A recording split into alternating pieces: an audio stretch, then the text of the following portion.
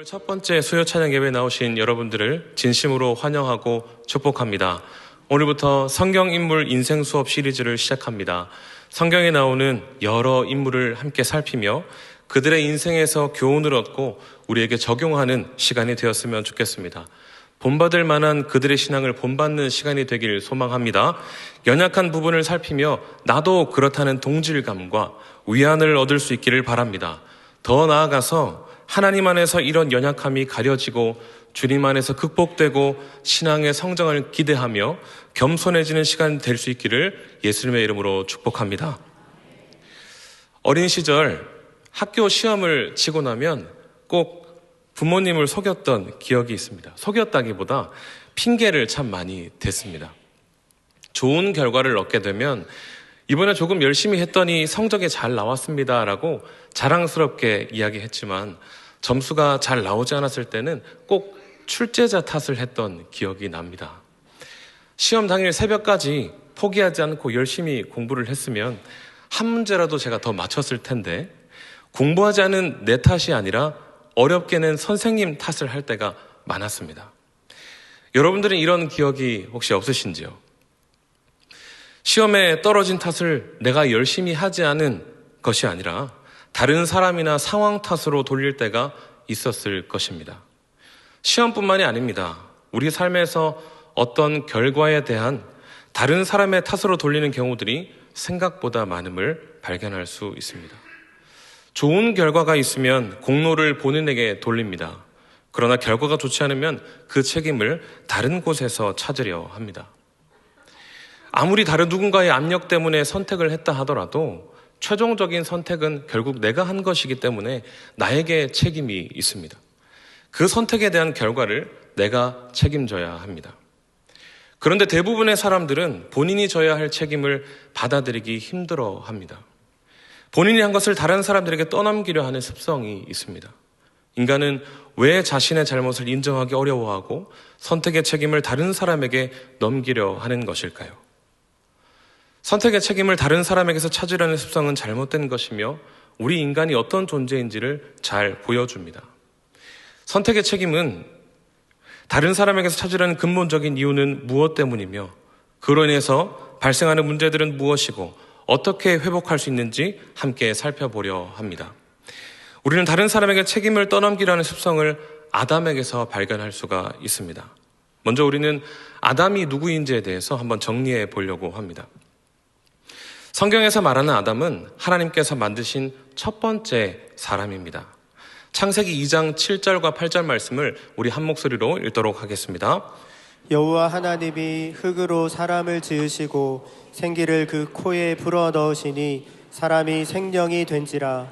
여호와 하나님이 동방의 에덴의 동산을 창설하시고 그 지으신 사람을 거기 두시고.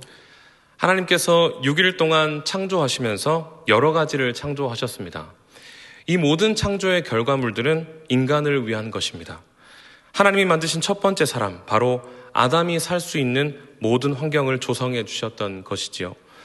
최초의 사람 아담은 하나님의 최고의 걸작품이었습니다. 왜냐하면 하나님께서 창조하신 모든 작품들을 그 창조의 목적대로 다스리고 이끌어갈 사명이 아담에게 부여되었기 때문입니다. 창세기 1장 26절 말씀입니다. 하나님이 가라사대 우리의 형상을 따라 우리의 모양대로 우리가 사람을 만들고 그로 바다의 고기와 공중의 새와 육축과 온 땅과 땅에 기는 모든 것을 다스리게 하자 하시고. 하나님의 걸작품이었던 최초의 사람 아담은 하나님께 중요한 사명을 받은 존귀한 존재였습니다. 또한 타락하기 이전 아담은 우리가 감히 상상할 수 없는 뛰어난 존재였습니다. 창세기 1장 27절 28절 말씀을 우리 함께 읽어보겠습니다. 하나님이 자기 형상 곧 하나님의 형상대로 사람을 창조하시되 남자와 여자를 창조하시고 하나님이 그들에게 복을 주시며 그들에게 이르시되 생육하고 번성하여 땅에 충만하라. 땅을 정복하라. 바다의 고기와 공중의 새와 땅에 움직이는 모든 생물을 다스리라 하시니라. 아멘. 여기서 말씀하는 하나님의 형상은 겉모습만을 의미하지 않습니다. 하나님의 속성을 의미합니다. 하나님의 속성을 사람, 즉 아담이 고스란히 가지고 있었고 그 지혜와 능력이 어느 정도인지 우리는 감히 상상할 수가 없는 것입니다. 하나님께서 인간을 하나님의 형상대로 하나님의 속성을 가진 존재로 만드신 이유는 무엇일까요? 모든 생물을 다스리게 하시기 위함이었습니다. 칼빈은 그의 책 기독교 강요에서 아담의 뛰어남에 대해서 이렇게 표현합니다. 우리 모두의 조상인 아담이 하나님의 형상과 모양에 따라 창조된 것은 분명하다. 이로써 아담이 하나님의 지혜, 의, 능력, 성결, 그리고 진리에 참여하게 된 것이 입증된다. 그러므로 하나님의 형상대로 창조된 인간은 재능과 탁월성을 부여받았으며 이것들은 그를 향한 창조주의 특별한 선물임이 입증될 수 있었다. 아담은 하나님의 형상을 닮아 가지고 있던 뛰어난 지혜와 능력을 가지고 각종 들짐승들의 이름도 지어주었고 그들을 잘 다스리는 일도 감당했습니다. 아담은 최초의 사람이자 인류의 대표자입니다. 그가 하는 것이 곧 후손들에게 기준이 되며 영향을 줄 수밖에 없었습니다. 그런데 그는 실패했습니다. 가장 대표적인 사건을 통해 그의 실패를 들여다볼 수 있지요. 하나님께서 먹지 말라고 하신 선악과를 먹은 사건입니다. 하나님이 하지 말라고 하신 행동을 함으로 치명적인 죄를 범하게 되었고 모든 인류가 영향을 받게 되는 안타까운 일이 발생했습니다. 우리는 하나님께서 그에게 명령하신 명령을 지금 한번 살펴보아야 합니다. 창세기 2장 16절 17절 말씀을 함께 읽도록 하겠습니다. 여호와 하나님이 그 사람에게 명하여 가라사대 동산 각종 나무의 실과는 내가 임의로 먹되 선악을 알게 하는 나무의 실과는 먹지 말라.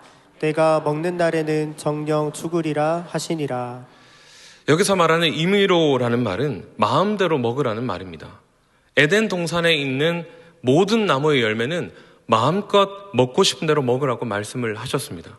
그러나 단 한 가지 선악을 알게 하는 나무의 실과는 먹지 말라고 명령하셨습니다. 어겼을 때 맞이하게 될 결과도 함께 말씀해 주셨습니다. 많은 사람이 이 선악과를 떠올릴 때 마음이 힘들어지곤 합니다. 청년들을 대상으로 변증 Q&A를 할 때면 꼭 단골 질문이 있는데 그것은 바로 하나님은 아담이 선악과를 따먹을 줄 알면서도 왜 선악과를 만드셨나요? 라는 질문입니다. 이 질문에 제대로 된 답변을 얻지 못할 때 의심이 눈덩이처럼 불어나서 믿음을 저버리게 되는 일들도 일어납니다. 이런 의심은 마치 어린아이가 벌레를 잡아놓고 그 벌레에게 각종 실험을 하고 괴롭히는 모습을 떠올리게 합니다. 하나님이 인간을 만들어 놓고 선악과도 만든 후에 먹을지 알면서도 먹는지 안 먹는지 지켜보시다가 그 선악과를 먹으니 그럴 줄 알았다 하시면서 한치의 고민도 없이 죽음을 선사한 것 같은 모습을 상상하게 만듭니다. 그러나 여러분, 우리가 이 선악과의 의미를 제대로 안다면 결코 이런 잘못된 생각을 할 수가 없습니다. 선악과는 어떤 의미였을까요? 선악과는 창조주와 피조물을 구분하는 기준점이었습니다. 선악과를 먹었더니 어떤 일이 일어났습니까? 창세기 3장 7절 말씀입니다. 이에 그들의 눈이 밝아. 아담과 하와의 눈이 밝아졌습니다. 이것은 선악을 알게 되었다는 것을 의미합니다. 인간이 자기만의 기준을 가지고 지금까지는 하나님의 말씀에 기준하여 판단하고 선택했지만 이제는 자기만의 기준을 가지고 이것은 선하다, 이것은 악하다 판단할 수 있게 되었다는 것입니다. 하나님과 사람의 유일한 차이, 선과 악을 판단하는 기준을 사람이 스스로 갖게 되는 일이 벌어진 것입니다. 자유롭게 선택할 의지를 가지고 있었던 아담의 잘못된 선택이었습니다. 창조주와 피조물 사이의 관계를 구분하는 장치였던 선악과를 따먹음으로 이제는 더 이상 하나님과의 관계를 이전처럼 유지할 수 없는 상태에 이르게 되었습니다. 결국 책임은 누구에게 있는 것입니까?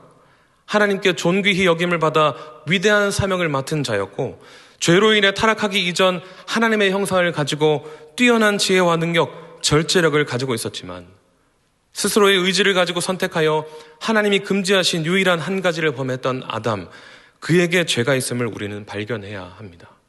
결코 그 탓을 하나님께 돌려서는 안 된다는 것입니다.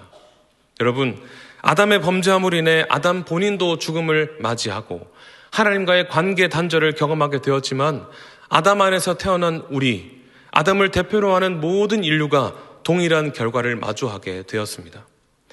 육신의 방법으로 태어나는 모든 이들이 죄를 가지고 태어나고 그 죄의 씨가 또 다른 죄를 짓도록 만드는 하나님이 처음 만드셨던 모습과는 완전히 다른 모습이 되었습니다. 로마서 5장 12절에서 말씀하는 것처럼 모든 인류가 결국 사망에 이르게 되는 상황에 놓이게 되었습니다.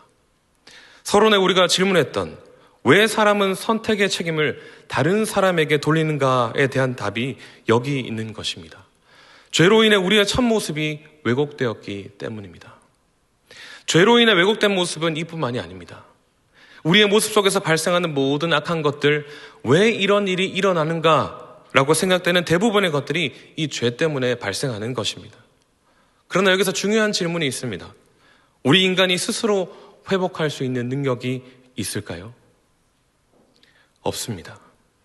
아담 이후로 인간은 스스로 회복할 힘이 없으며 계속해서 죄 가운데 살아갈 수밖에 없는 존재입니다. 하지만 하나님께서는 우리를 그냥 두지 않으셨습니다. 예수 그리스도께서 오셔서 우리의 죄를 대신 담당하셨고 우리에게 새로운 삶을 살 수 있는 길을 열어주셨습니다. 이제 예수님 안에서 우리는 더 이상 죄의 종이 아닙니다. 그렇다면 우리는 어떻게 살아가야 하는 것일까요?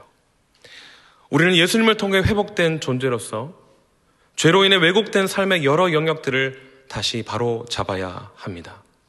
그렇다면 우리는 구체적으로 어떤 것들을 회복해야 할까요? 함께 세 가지를 살펴보도록 하겠습니다. 첫 번째는 하나님과 이웃과의 관계 회복입니다. 먼저 우리는 하나님과의 관계를 회복해야 합니다. 첫째 아담은 하나님과 깊이 교제하고 관계를 이어나갈 수 있었습니다. 하나님이 주신 명령만 잘 지켰다면 좋은 관계를 계속 이어나갈 수 있었을 것이고 하나님으로부터 오는 여러 복을 누리며 살았을 것입니다. 그가 범죄함으로 인하여 하나님을 두려워하게 되었고 숨었으며 하나님과의 그 관계는 단절되었습니다. 예수 그리스도의 보혈로 우리의 죄가 덮여서 우리를 의롭다고 쳐주시고 하나님과의 관계를 회복시켜 주셨습니다. 그러나 우리의 상태는 말 그대로 의롭다고 쳐주신 것일 뿐 우리가 스스로 의로운 존재가 된 것은 아닙니다. 우리는 여전히 연약하며 죄를 짓기 쉬운 본성을 가지고 있습니다. 여러분도 경험해 보지 않으셨습니까? 분명히 예배 시간에 우리가 은혜를 받고 이제는 하나님께 더 가까이 가야지라고 결심을 하지만 며칠 지나면 다시 바쁜 일상 속에서 하나님을 잊어버리고 기도도 소홀해지는 우리의 모습을 말입니다. 이것이 바로 타락한 인간의 모습입니다. 그렇다면 우리는 어떻게 하나님과의 관계를 유지하고 회복할 수 있을까요? 바로 말씀과 기도를 통해 하나님과 끊임없이 연결되는 것입니다. 말씀은 하나님의 음성을 듣는 통로이며 기도는 하나님과 대화하는 시간입니다. 나무에서 가지가 떨어지면 말라버리듯 우리가 하나님과 연결되지 않으면 신앙도 시들어버립니다. 그러므로 사랑하는 성도 여러분, 하나님과의 관계를 회복하기 위해 말씀과 기도 생활에 힘쓰시기를 바랍니다. 공동체 성경 읽기를 통해 말씀을 가까이 하고 주일에 들은 말씀을 삶 속에서 실천하기 위해 애쓰며 양육훈련이 개강될 때 적극적으로 동참하여 하나님의 말씀을 배우시기 바랍니다. 더 나아가 기도의 자리에서 하나님께 우리의 연약함을 고백하고 도움을 요청하며 주님과의 관계를 깊이 회복하는 여러분이 되시길 소망합니다. 우리는 이웃들과의 관계도 회복해야 합니다. 아담이 범죄하는 과정을 보면 이웃과의 관계도 단절되고 무너졌음을 볼 수가 있습니다. 내 뼈 중에 뼈요 살 중에 살이라 고백했던 아담은 하나님께서 나에게 주신 여자가 나를 유혹해서 내가 죄를 지었다며 자신의 죄의 책임을 여자에게 넘기려 합니다. 하와는 어떻습니까? 자신을 유혹한 뱀에게 그 탓을 돌립니다. 이웃과의 관계뿐만 아니라 모든 존재들과의 관계가 깨어져 버렸음을 볼 수 있습니다. 우리는 이런 모습을 아담에게서뿐만 아니라 가까이 우리 자신에게서 쉽게 발견할 수 있습니다. 참 신기하게도 가르치지 않았지만 아이들도 이웃을 탓하는 모습을 탑재하고 있나 봅니다. 저희 아이들에게 장난감을 정리하라고 이야기를 하면 꼭 나오는 단골 멘트가 있습니다. 아빠, 그거 제가 안 했어요. 형제 자매끼리 관계가 좋지 않은 친구들에게 관계가 좋지 않은 이유를 물어보면 항상 같은 답변을 들을 수 있습니다. 오빠 때문에 그래요. 형 때문에 그래요. 동생이 문제예요. 부부관계에서도 마찬가지입니다. 남편에게 큰 문제가 있지 저에게는 별로 문제가 없습니다. 아내가 문제를 가지고 있어서 그래요. 모두들 자신에게 문제를 찾지 않고 남에게서 그 이유를 찾고 탓하려고 애씁니다. 그러나 그리스도 안에서 회복된 우리는 그것을 방치해 두면 안 됩니다. 사도 베드로는 우리에게 이렇게 권면합니다. 베드로전서 1장 22절 말씀을 제가 읽어드리겠습니다. 너희가 진리를 순종함으로 너희 영혼을 깨끗하게 하여 거짓이 없이 형제를 사랑하기에 이르렀으니 마음으로 뜨겁게 피차 사랑하라. 아멘. 주변에 있는 이웃을 마음을 다해 사랑하는 저와 여러분 될 수 있기를 소망합니다. 다른 사람 탓하기를 그치고 나에게 문제가 있음을 인정할 수 있기를 바랍니다. 그리고 주변 사람 덕분에 내가 가지게 된 감사의 제목을 찾아보고 나누어 보시기 바랍니다. 말 주변에 없거나 쑥스러우십니까? 문자를 통해 편지를 통해 표현해 보십시오. 우리의 관계가 분명히 달라질 것입니다. 사랑하는 성도 여러분, 우리 그리스도인들은 하나 되기를 힘쓰는 것이 아니라 하나 된 것을 힘써 지켜야 합니다.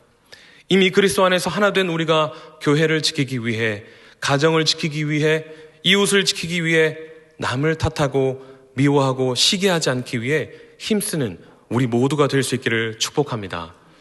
우리는 무엇을 회복해 나가야 할까요? 두 번째로 영적 싸움은 분명히 있다는 경각심을 회복해야 합니다. 영적 싸움은 여전히 존재합니다. 에베소서 2장 2절 말씀을 함께 읽겠습니다. 그때에 너희가 그 가운데서 행하여 이 세상 풍속을 쫓고 공중의 권세 잡은 자를 따랐으니 곧 지금 불순종의 아들들 가운데서 역사하는 영이라. 공중의 권세 잡은 자 사단 마귀는 지금도 그리스도인들을 잡아 넘어뜨리기 위해서 영적인 싸움을 걸어옵니다.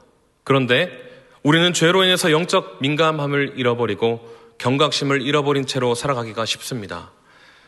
아담의 경우를 보면 사단이 얼마나 교묘한지 알 수 있습니다. 창세기 3장 1절과 4절 5절 말씀을 함께 읽겠습니다. 여호와 하나님의 지으신 들짐승 중에 뱀이 가장 간교하더라. 뱀이 여자에게 물어 가로되 하나님이 참으로 너희더러 동산 모든 나무의 실과를 먹지 말라 하시더냐. 뱀이 여자에게 이르되 너희가 결코 죽지 아니하리라. 너희가 그것을 먹는 날에는 너희 눈이 밝아 하나님과 같이 되어 선악을 알 줄을 하나님이 아심이니라. 하나님께서 모든 실과를 먹을 수 있게 허락하셨고 선악과만 먹지 말라고 하셨는데 동산 모든 나무의 실과를 먹지 말라 하시더냐라는 말을 통해 하나님이 부당하고 고약한 분인 것처럼 생각하도록 유도합니다. 더 나아가서 하나님께서 정령 죽으리라, 반드시 죽는다 말씀하신 것을 바꾸어서 결코 죽지 않는다라는 잘못된 정보를 심어줍니다. 마치 선악을 알게 되는 것을 하나님이 시기하고 질투하며 두려워하시는 것처럼 의심의 마음을 한 방울 떨어뜨립니다. 한 방울처럼 느껴진 의심이 하와의 마음을 장악하고 아담에게까지 전달됩니다. 유일한 기준인 하나님의 말씀으로 형성된 단단한 세계관이 한 방울의 의심으로 인해 흔들리고 결국 무너지게 되는 일이 일어났습니다. 사단의 공격은 지금도 계속해서 일어납니다. 예수님께서도 이 사실을 제자들에게 경고하셨습니다. 시험에 들지 않게 깨어 있어 기도하라. 예수 그리스도의 십자가로 회복된 그리스도인은 사단 마귀의 시험에 빠져들지 않도록 깨어 기도하며 승리해야 합니다. 오늘도 사단은 우리가 시험에 들어서 쓰러지도록 유도합니다. 새해를 맞아 신앙생활에 다시 열심을 내려는 우리의 의지를 꺾어 놓는 것들이 너무나도 많습니다. 평일 예배에도 나아가서 말씀의 은혜를 끊이지 않고 받기 위해 올해는 한번 노력해보자 라는 결단을 했더니 마침 비가 와서 우리의 마음이 흔들리게 합니다. 말씀을 듣고 교회에서 봉사의 자리를 한 가지라도 한번 가져보자 라는 결단을 하면 내 신앙 상태로 무슨 봉사를 하겠나라는 부정적 피드백을 생각나게 합니다. 하나님께서 주신 물질을 구별하여 드리기를 인색해하지 말아야지 결단을 하자마자 갑작스럽게 목돈이 들어가야 하는 일들이 빵빵 터집니다. 이런 우리에게 베드로 사도는 말씀을 통해 용기를 주고 정신을 차리게 해줍니다. 베드로전서 5장 8절 말씀입니다. 근신하라, 깨어라, 너희 대적 마귀가 우는 사자같이 두루다니며 삼킬 자를 찾나니. 마귀가 우리에게 의심의 마음을 주고 우리의 의지를 꺾는 마음을 줄 때 우리는 머리를 흔들어 정신을 차리고 영적 민감함을 회복하여 다시 하나님 앞으로 나아가는 의지적인 노력을 해야 합니다. 말씀 앞으로 나아가 억지로라도 말씀을 펼쳐야 합니다. 비가 오면 우산을 쓰고 은혜의 자리에 나와야 합니다. 하나님께 드리기로 구별한 물질을 하나님 앞에 미리 구별해 놓고 드릴 때 채워주신다는 믿음을 붙들어야 합니다. 제가 청소년 시절 잊혀지지 않는 아버지의 신앙 원칙이 한 가지가 있습니다. 중고등부 회장도 하고 찬양 인도도 하고 반주도 하고 온갖 것을 다 도맡아 하던 터라 해야 할 일은 너무나도 많았는데 그날따라 몸이 너무 아팠습니다. 사실 지금 돌이켜보면 벌떡 일어나서 씻고 결단하면 충분히 갈 수 있는 컨디션이었던 것 같습니다. 그런데 그날따라 열도 많이 나는 것 같고 머리도 아프고 목도 붓고 이렇게 가면 은혜를 받지 못하겠으니 하루 쉬자라는 생각을 하고 교회에 가지 않겠다고, 교회에 가지 못하겠다고 부모님께 말씀을 드렸습니다. 그때 아버지께서 하신 말씀은 아파 죽어도 교회 가서 죽어라 였습니다. 워낙 감성적이고 예민한 성격 탓에 얼마나 서운했던지 그 말씀이 한동안 마음에 맺혀 있었습니다. 그런데 억지로 이끌고 간 예배 자리가 큰 은혜의 시간이었고 회복의 시간이었음을 지금에서야 알게 되었습니다. 사랑하는 담임 목사님께서 우리에게 항상 하시는 말씀을 떠올려 봅니다. 자빠지더라도 은혜의 보좌 앞에 자빠지라. 우리의 상황과 형편이 어려움과 힘든 시험으로 자빠질 것 같거든 은혜의 보좌 앞에 자빠지는 여러분 될 수 있기를 소망합니다. 더 이상 소망이 없다고 생각될 때, 우리가 붙들어야 할 것이 없다고 여겨질 때 하나님 줄, 믿음 줄 더욱 붙잡는 성도님을 되시기를 축복합니다. 여러분 속지 마십시오.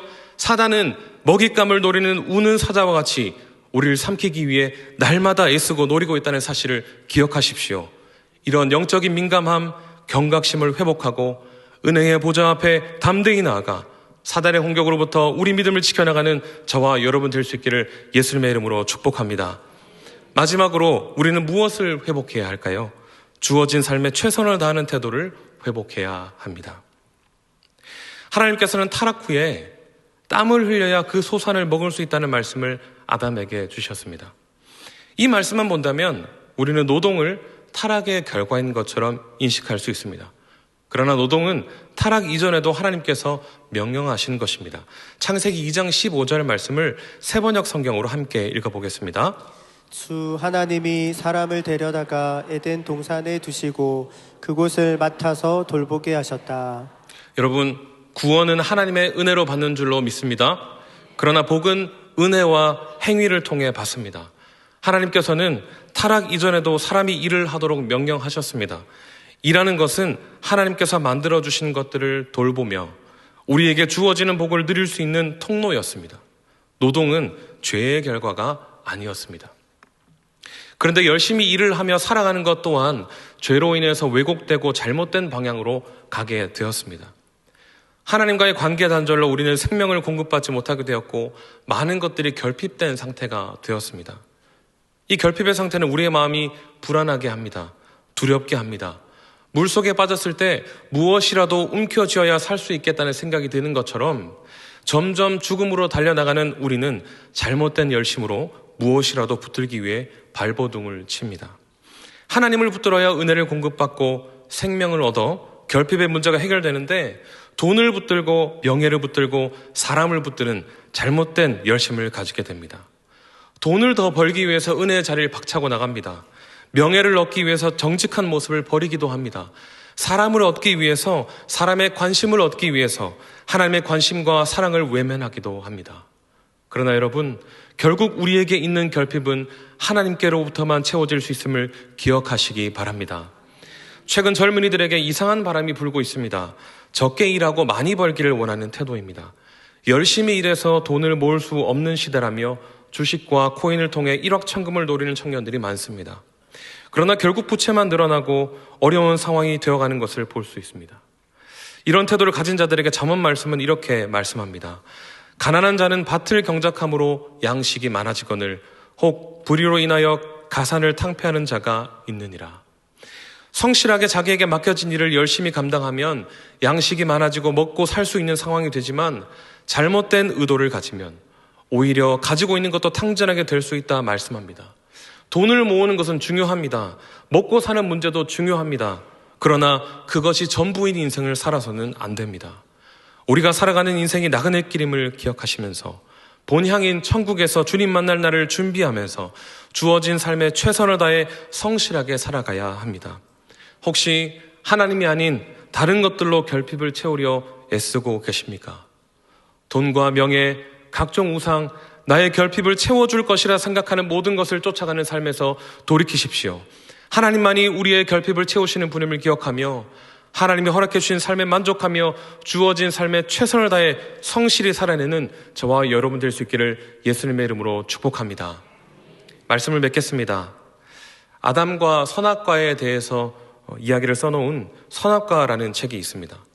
이 책에서 저자 김민정 목사님은 선악과를 먹을 수도 먹지 않을 수도 있는 선택권을 주신 하나님의 사랑에 대해서 이렇게 이야기를 하고 있습니다. 온전한 사랑은 그 동기가 순수하고 자발적이어야 한다. 억압이나 강압에 의한 고백은 참된 사랑이라 할 수 없다. 그래서 하나님은 인간에게 절대적으로 온전한 선택권을 주신 것이다.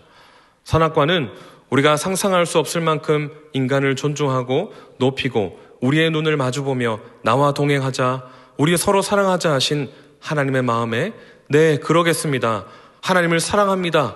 고백받기 원했던 인간을 향한 하나님의 첫 번째 프로포즈였다. 선악과는 장난도 덧도 억하심정도 아닌 하나님의 순수한 사랑 고백이며 하나님이 보이신 최고의 인간 존중이었다. 아담은 하나님께 드릴 수 있는 것이 아무것도 없었습니다. 하나님은 아담이 무엇을 드려야 채워질 수 있는 결핍된 사랑을 가진 분이 아니었습니다. 그래서 단 한 가지 하나님이 싫어하시는 것으로 규정한 선악과를 따먹지 않는 것으로 하나님을 향한 존중과 사랑을 표현해 주길 바라셨던 것입니다. 아담의 실패로 하나님의 첫 번째 프로포즈는 지나갔지만 하나님과의 관계를 회복할 수 있는 유일한 방법을 제시해 주셨습니다. 하나님 자신이 인간의 몸을 입고 이 땅에 내려와 십자가를 통해 자신을 내어주신 것입니다. 자신을 내어주시기까지 우리와 회복하기를 원하셨던 하나님의 사랑, 그 십자가를 믿고 받아들이기만 하면 첫 번째 아담으로 인해 왜곡된 많은 것을 회복하고 생명을 얻을 수 있는 길이 우리에게 열리게 되었습니다.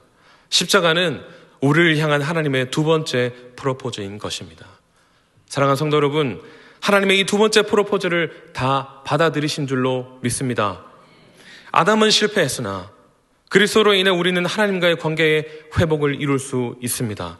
이웃들과의 깨어진 관계도 회복할 수 있습니다. 영적인 경각심을 회복하여 이제는 더 이상 마귀의 유혹에 넘어지지 않을 수 있습니다. 그리고 우리에게 은혜로 허락하신 삶의 현장에서 본향을 바라며 성실하게 살아가는 태도와 자세를 회복할 수 있습니다. 다시 회복할 수 있는 기회를 주신 주님을 찬양하는 우리 모두가 되기를 소망합니다.